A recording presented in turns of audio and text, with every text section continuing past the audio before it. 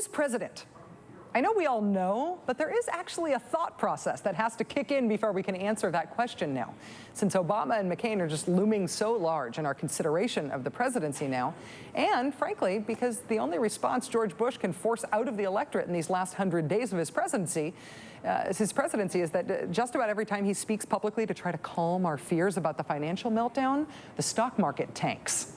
But hey, W is the president, and the most important initial thing defining the 44th presidency of the United States will be the imperative of cleaning up the wreckage of the 43rd. It's kind of a good mnemonic, actually, wreckage. The W is silent. Academy Award-winning director Oliver Stone's new movie is called W. It hits theaters this Friday, just before we collectively decide who should be in charge next. The film puts a cultural capstone on Mr. Bush's legacy. Here's a scene where top administration officials discuss the hunt for weapons of mass destruction in Iraq. My office sent to you spy satellite photos that showed that WMDs could be hidden in caves that you never responded to. We analyzed those photos, Mr. Vice President, and they are actually trenches, watering holes for cattle, not caves. That's not what my people told me. Vice, you grew up in Wyoming. You should damn well know cattle. I mean, there you go. You fool me once, shame on you. Now fool me twice, and you can't get fooled again. That was, of course, Josh Brolin as President George W. Bush and Richard Dreyfuss as a terrifyingly accurate Dick Cheney. Joining us now is Academy Award-winning filmmaker Oliver Stone. Mr. Stone, congratulations on the successful reception of W thus far. It's nice to see you. Thank you, Rachel. Nice to be here. It is clear that this film is not a simple criticism of George W. Bush. Watching it, I felt like it was a narrative, complicated character study. Do you think that we need to understand George W. Bush, the man, in a deep, complicated way in order to understand how he has functioned as president? I don't think he is a deep and complicated man. I think he's a profoundly narrow-minded and provincial man, but I do think we need to understand him, because I think we need to understand why we elected him, how we got to where we are at this crossroads and what we're facing. And frankly, if we don't look back at the recent past, how do we learn from it? Does the fact that we did elect him more or less twice, and does the way that he has governed tell us something important about who we are as a country, where we are as a country? Absolutely. I think it's a mindset that we elected, and I think a mindset of force and muscularization, militarization of our policy. I think that George Bush represents a cowboy ethic, and I think John Wayne, it comes to mind. And when I was I don't know if you remember, when I was a kid, he was a big movie star, but his politics were reprehensible to me and to many people. But he was endearing and warm and charming on the screen. Even when he was wrong, he would never back down. Americans kind of like that. In films like Red River, dead wrong, but he stuck to his guns. And Bush has maintained that kind of denial. Richard Nixon was never able to do that. Bush was always, what did I do wrong? And that attitude of the unexamined life, I think, is astounding to me. One of the things that I found myself thinking for the first time when I was watching the film that I'd never really thought before was about what W might do after the presidency. And watching the film, I almost felt like maybe he's going to be one of those former presidents that does want to sort of go away, that does want to get out of the public eye.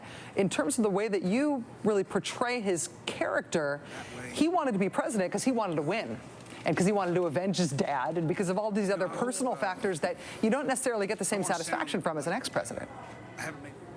Very good question. He'll build a library and there'll be nothing in it, as they say. But, but maybe he won't want to be in politics anymore. Maybe politics was about winning. No, I seriously do. I do think he will be a force on the...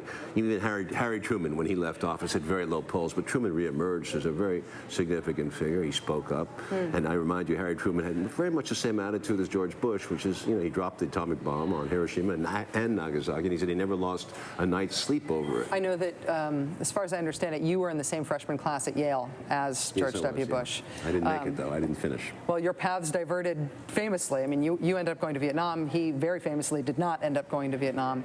In some ways, when you look at the films, the historical films that you have made, Do you feel like you're sort of an archaeologist of your own era, of your own lifetime, that you are telling your own life story through the cultural and political touchstones of your time?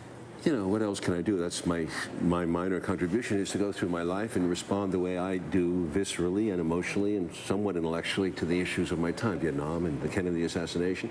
It's what else do I know? You know, Yeah. I do know Vietnam, and I have a sense of these presidencies. This has been extremely difficult 8 years for me and many Vietnam veterans, because I did 3 movies about Vietnam, and none of them worked in the sense of stopping us from repeating very much a similar pattern in Iraq. Well, I will say that I was born in 1973. Platoon came out in 1987? 1986, so I was 13 when it came out, and it was formative for me in terms of understanding what shaped the world that I'd been born into. So it's not just your life, it's the American lives. I really believe in America. I love the sense of initiative and freedom, and at the same time, I just wish sometimes we're a little bit more conscious about what we're doing, and I think we made a vast mistake in the last 8 years. I really do. But I pray that with Mr. Obama, or whoever wins, Obama or McCain, they're going to have a hell of a hard time changing the direction of where we are. We have still a preemptive policy in place, which declares basically that we are the dominant military presence in the world, economic, and we will take on any rival that emerges. Even a preventive work to prevent rivals from emerging. There's no way we can afford to with this present situation. And I think the economy will speak for us. But and you know, everyone's saying it's such bad news, but you know, it might lead to some belt tightening and perhaps some restraint in foreign policy. Changing of our horizons and what we think we can accomplish. One last question on that. I imagine that it is no coincidence that you made this film very quickly and that it's got a release date before the election. You are hoping that this is on people's minds as they vote?